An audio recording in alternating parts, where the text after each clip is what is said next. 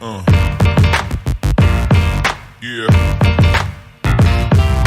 Boa tarde. Como já foi falado, meu nome é Estes, eu sou de São Luís do Maranhão, sou do movimento Hip Hop Quilombo Urbano, que é uma das organizações mais antigas de hip hop do Brasil, fundada em 1989. Sou professor de História da Educação Básica e sou militante do PSTU, atuo na Secretaria de Negros e Negras. Primeiro, queria agradecer pelo convite, tá, do curso, e particularmente do Agnus, que entrou em contato comigo.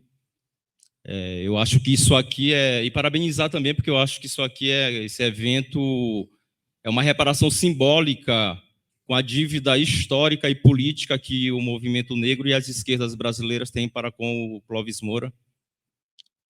Também queria saudar todo mundo aqui da mesa, os vários camaradas que tem aqui, a Elis, a Regina e o Milton. Eu tive a oportunidade de... Na verdade, eles acolheram a gente, eu era do Clã Nordestino na época. Na década de 90, a gente veio fazer uma aventura aqui em São Paulo, tentar gravar álbum e tal, e eles acolheram muito bem a gente, foram muito acolhedor conosco, eu nunca esqueço disso. Acho que era final da década de 90. Bom, o Clóvis Moura, em particular, ele teve uma importância muito grande para a minha militância, para a minha formação teórica, para a minha formação militante. Eu tinha abandonado a escola, mais ou menos com 17, 18 anos. E ouvindo uma música do Racionais chamada Voz Ativa, que eles falam do Malcolm X, foi uma correria frenética no Quilombo Urbano. Todo mundo queria saber quem era esse cara chamado Malcolm X. Eu nunca tinha lido um livro na minha vida, que é a biografia que foi escrita pelo Alex Haley. E tive que ler 2 vezes o livro, porque o Malcolm X fala que para você entender um livro tem que ler 2 vezes. E eu não tinha nem o ensino médio, que era o antigo 2º grau, ainda concluído. Na verdade, eu havia abandonado a escola. Voltei para a escola em função da música do Racionais. E depois desse livro do Malcolm X, o segundo livro que eu li foi A Dialética Radical do Brasil Negro, do Clóvis Moura, para quem não tinha ainda concluído nem o 2º grau, não era nada fácil. O terceiro livro que eu li foi Sociologia do Negro Brasileiro, que tinha um movimento de universitários negros na UFMA, no Maranhão, e eles passaram esses livros para a galera do Quilombo Urbano. E mesmo antes de eu ter essa formação, me formar no ensino médio, eu escrevi um panfleto, inclusive está na minha dissertação, com o nome Democracia Racial, que nós distribuímos na principal praça do Centro Econômico de São Luís, nunca me esqueço disso.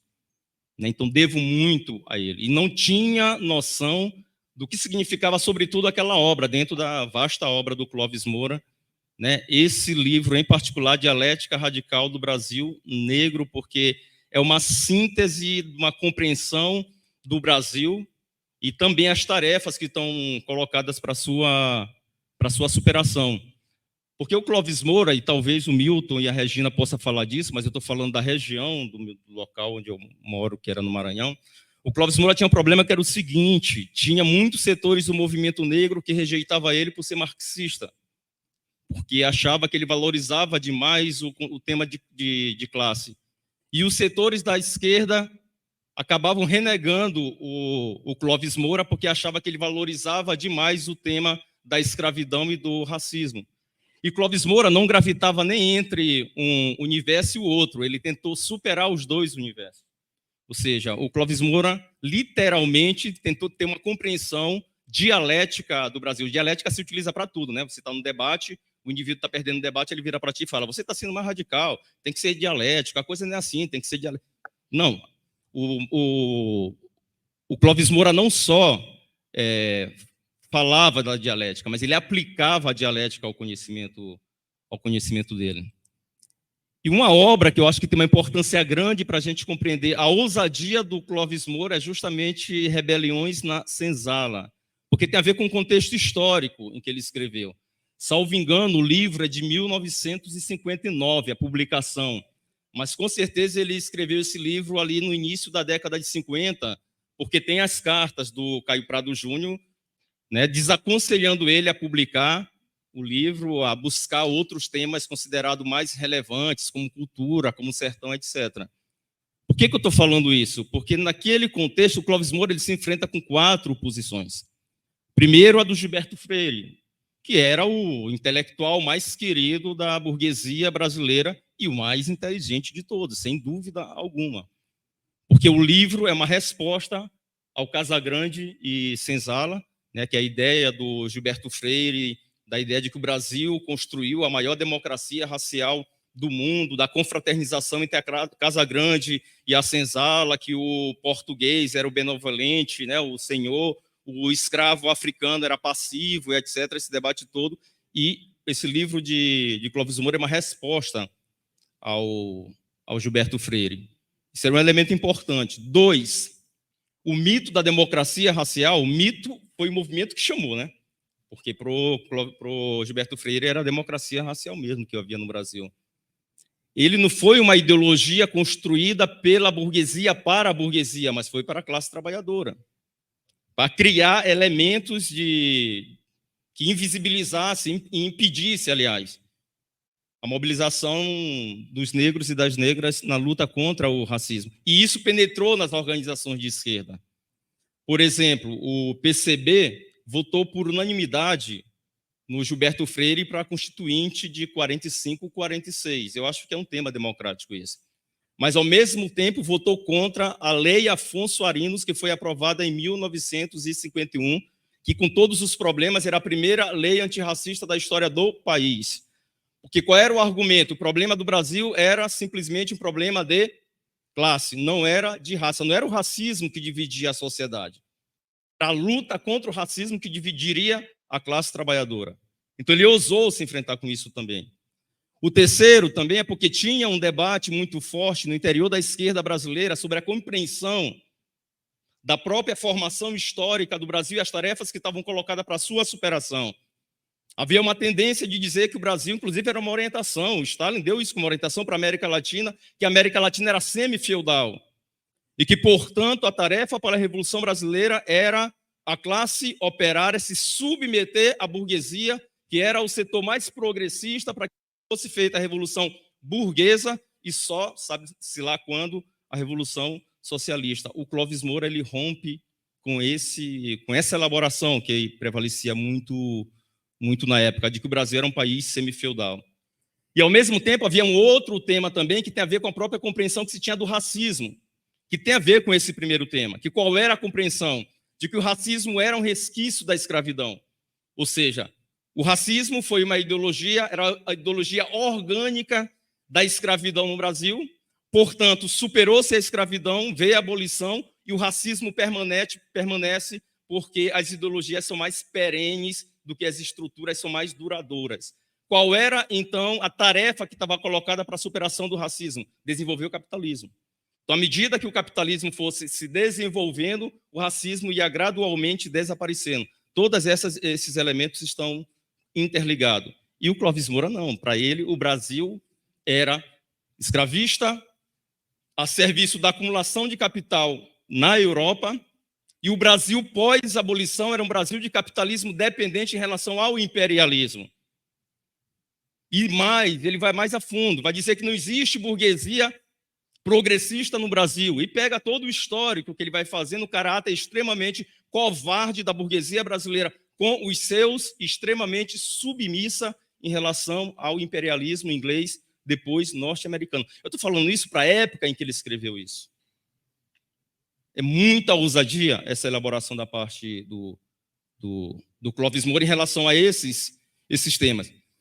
Eu acredito que talvez o Clóvis Moura, essa elaboração que ele fez de compreender o escravismo como formações pré-capitalistas, como que se combina o que ele vai dizer no Dialética Radical do Brasil, as formas modernas, as formas arcaicas, o que é a burguesia brasileira efetivamente, eu acho que talvez ele tenha lido o esboço que o Marx fez sobre a questão do desenvolvimento desigual e combinado depois do Trotsky, que ele vai dar uma sistematizada em relação a isso. Ele não cita, mas eu acredito que ele tenha. Essa elaboração não é qualquer coisa. Qual é um outro tema que tem do Clóvis Moura? Porque tem a ver com as tarefas que estão colocadas para a Revolução Brasileira, que eu queria colocar aqui para a gente refletir também sobre isso. Veja, o Clóvis Moura, quando ele escreve todos os escritos deles, inclusive o próprio Rebeliões na Senzala, ele vai se enfrentar com uma série de elaborações que tem no Brasil de ver o negro meramente como mercadoria. como objeto falante. Ele vai dizer, não, aqui tem rebelião, isso aqui é uma classe social.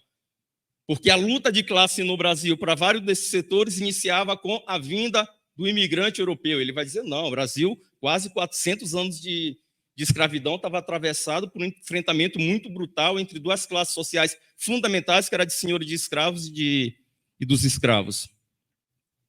Ele vai colocar essa elaboração. E vai colocar o negro, o escravo, na condição de sujeito, não passivo, como tentava colocar o Gilberto Freire. O escravo que se rebelava, e era na rebelião que ele resgatava a sua humanidade, que foi arrancada pelo escravismo. Por isso o tema Rebeliões da Senzala. E ele pega esse mesmo método, na minha modesta opinião, e ele aplica no Dialética Radical do Brasil Negro, quando ele analisa o dinamismo dos universos do movimento em São Paulo. Ele vai analisar o próprio movimento negro. Por que eu estou falando isso? Porque quando ele analisa a escravidão, ele também não tem fetichismo em relação à classe de escravos. Ele vai dizer, tem esses escravos aqui que se rebelam, mas tem esses aqui também que são passivos, são aqueles em que a classe de senhores de escravos se apoia. Tá? Por exemplo, o negro da casa, os libertos, por exemplo, quase todas as rebeliões escravas que tinham no Brasil, os libertos não podiam ficar ao lado dos escravos, porque senão poderia voltar a ser escravos. Então ele não cria fetichismo, ele vai dizer, existe contradição, inclusive, dentro da própria classe de escravos. E ele traz isso para entender o movimento negro na modernidade, quando ele divide a comunidade negra entre comunidade do universo letrado e comunidade do universo plebeu. Obviamente que eu acho que a caracterização que ele faz sobre o universo letrado permanece. Eu acho a terminologia hoje seria meio complicada, porque eu acho que aqui deve ter um monte de favelado negro que está entrando na universidade, mas para a época que ele escreveu, não. Então, do ponto de vista do conteúdo, eu acho que prevalece. E o que ele vai dizer? Ele vai dizer o seguinte, ambos são vítimas do racismo, mas as demandas do negro, do universo plebeu, e as demandas do universo do negro, do letrado e do plebeu, não se intercruzam. Porque tem um em que o racismo, do universo letrado, é o maior obstáculo para a sua ascensão social. Então, tem um trato no racismo mais culturalista. O outro tem esse problema do ponto de vista cultural também, mas ele tem um problema de classe, tem um problema estrutural. E por que eu falo isso? Porque essa elaboração parece muito com a elaboração que Lenin faz quando ele vai tratar das nacionalidades oprimidas. O Marx faz isso, quando ele vai discutir a questão da opressão da Inglaterra sobre a Irlanda. Mas o Lenin tem uma elaboração fantástica sobre isso. E que ele vai dizer da importância, ele tem uma polêmica com Rosa Luxemburgo, ele vai dizer da importância dos revolucionários tomar as lutas contra as opressões, que são lutas democráticas e policlassistas, em suas mãos. E ele elenca uma série de elementos que eu não vou desenvolver aqui, mas ele cita um em particular. Se os revolucionários não tomar essa tarefa em suas mãos, os setores oprimidos, não explorados, é que vão dirigir essas lutas e colocar no limite da democracia burguesa, e sempre que essa luta avançar e começar a questionar a própria estrutura material, digamos assim, desses grupos, a tendência deles é atrair essas lutas. Isso tem uma importância grande. Por quê? Porque o Clóvis Moura está escrevendo também, para concluir já, no momento em que está muito forte o pan-africanismo, inclusive pós-independência das colônias africanas, o nacionalismo negro, a ideia da unidade dos negros em todo o mundo, ele rompe com isso aí. Aí, para me concluir, por que eu estou falando isso? Porque se esses setores não são capazes de levar essas lutas até as últimas consequências, como dizia o Lênin, eu acredito que essa também era a posição do Clóvis Moura, tá? Se eles não são capazes, só tem uma classe que é possível de levar essas lutas até o final. Se não é possível resolver esses problemas por dentro do capitalismo, por isso que o Clóvis Moura diz que o racismo é uma ideologia orgânica do capitalismo, e mais, ele diz que é uma ideologia orgânica do capitalismo em sua fase imperialista, o racismo que nós enfrentamos na atualidade. E se não é possível resolver por dentro da democracia burguesa, tem que ter um outro regime. Portanto, ele coloca essa tarefa na mão da classe operária e desses negros do universo plebeu. Porque se o racismo divide os trabalhadores, a luta contra o racismo tem que ser uma luta que unifique a classe trabalhadora. Que não deixe esse programa na mão dos reformistas, que não deixe esse programa na mão daqueles que irão trair essas lutas. E se não é possível resolver por dentro do capitalismo, onde essas demandas só podem ser realizadas de maneira temporária, de maneira fragmentada, e na primeira crise elas são atacadas. Se não é possível resolver dentro do capitalismo, tem que ter um outro regime, e que aí é a ditadura do proletariado. Ou seja, a luta contra as opressões, ela é parte de uma luta estratégica, uma pauta estratégica que é de reparações históricas, e só para ir fechando mesmo, porque esse tema voltou à tona. Não sei se vocês estão acompanhando toda a polêmica que tem em relação ao Banco do Brasil. O Banco do Brasil foi a entidade que mais financiou o tráfico e contrabando de escravos no Brasil. E nós vamos ter que ir para cima. Qual é o debate que está colocado? Eles estão dizendo o seguinte, vão pedir desculpas, porque foi o que aconteceu na Conferência de Durban. O Clóvis Moura era muito coerente. O Clóvis Moura dizia o seguinte, antes da Conferência de Durban, só para concluir, ele deu uma entrevista na revista Princípio, que eu acho que é do PCdoB, e perguntaram para ele sobre a Conferência de Durban. Ele falou o seguinte, conferência organizada pelo imperialismo vai ser fracassada, porque era o Banco Mundial, Unicef e o Diabo Escambau. E foi nessa conferência que a política de reparações históricas foi engavetada, porque a política de reparações históricas remete ao neocolonialismo, e neocolonialismo remete à Europa, e a Europa remete aos países imperialistas atuais, inclusive aos Estados Unidos. Foi engavetada. E essa política de reparações históricas ela volta agora. E é importante a gente retomar essa pauta. Retomar, Clóvis Moura, significa retomar a pauta do principal programa que unificou o movimento negro revolucionário no século passado, que é a política de reparações históricas. Por isso, o Banco Mundial, o Banco do Brasil não tem desculpa. Nós queremos política de reparações históricas e é o momento da gente retomar essa política, inclusive em memória do grande Clóvis Moura.